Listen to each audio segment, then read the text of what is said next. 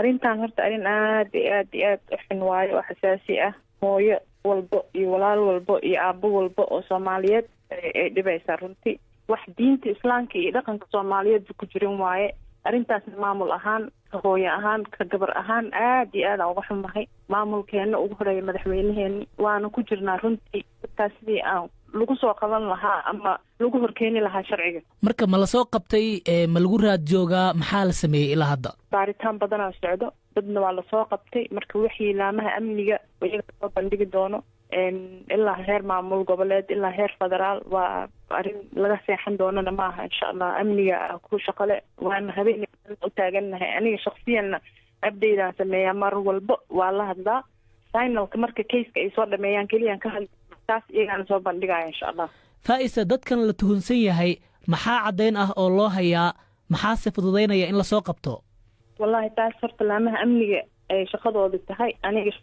aniga hadda ka hadli kara taas ma aha. aniga shaqadeydii waxay ahayd as bini-aadamnimo, as hooyanimo, inaan reerkaas garab istaago.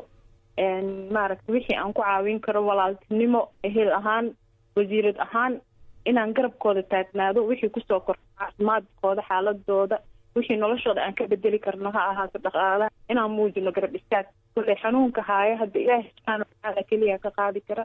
markastoo aan hadlaayan ma isku celin kari oohinta runtii wax aad u xun waaye.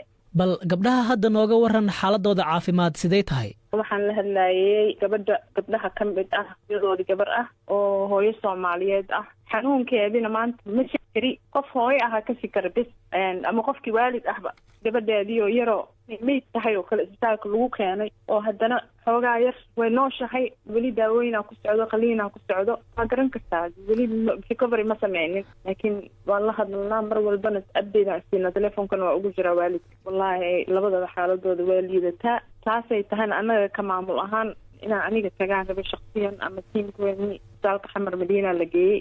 waa ogtahay hawada Soomaaliya inay xiran tahay oo aan gudahan laisku dhoofi karin oo banaankana la aadi karin. marka insha allah waxaan rajaynaynaa hawada inay noo furanto si aan reerkaas aniga shaksiyan aan ula kulmo. markaas telefoon aan ahaynoo dee si shaksi ah live ah aan waxay dhib ah oo jiro uga wada hadli karno.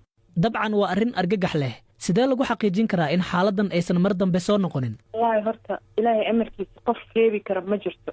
wax kastoo kugu dhacayaan ilaahay amarkiisa ay kugu dhacayaan. aniga horta wax shaksiyan wacyigelin inaan maaragta wixiisay noogu dhicin, dadka hadda aan laga harin bal lasoo dhigo jazaabka la maryo. anaga islaanaan nahay, islaamnimadana ma ku jirto mana qorayso waxaan oo kale. dadkan haddii la arko aan laga daba harin kooda la mariyo meel walbo uu kufsi ka dhacaa. laakiin kayskan oo kale hadda ay ugu horeyso. kufsigana waxa waa yaraan iidaanba mamnuuc waayaba. kufsi wax fiican ma aha. annaga dad muslim ahaan nahay. waxaan rajaynayaa inaysan nagu soo noqonin, in ilaahay naga madoobeeyo.